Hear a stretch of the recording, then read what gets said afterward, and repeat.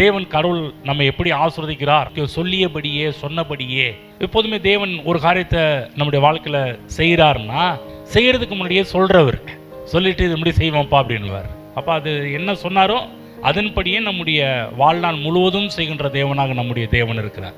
ஆகதான் நம்ம ஜெபம் பண்ணும்போது கூட நம்முடைய வாயின் வார்த்தைகள் ஏதோ சும்மா ஏதோ உளறிட்டு போகாம, சும்மா ஏதோ அழைப்பிட்டு போகாம, அவர் என்ன சொல்லியிருக்கிறார் என்பதில் கொஞ்சம் கவனம் செலுத்தி அதை நாம் ஜெபத்தில் கொண்டு வருவோம் என்றால் நம்முடைய ஜெபம் ரொம்ப எஃபெக்டிவான ஒரு ஜெபமாக காணப்படும். இன்றைக்கி ஏன் நிறைய பேருடைய ஜெபம் எஃபெக்டிவாக இல்லை அப்படின்போது நம்ம என்ன பண்ணுறோம், நம்முடைய சொந்த வார்த்தைகளை அழைப்பிக்கிட்டு உழைப்பிக்கிட்டு இருக்கிறோம். அதனால ஒரு பெரிய ஒரு எஃபெக்டிவாக இல்லை.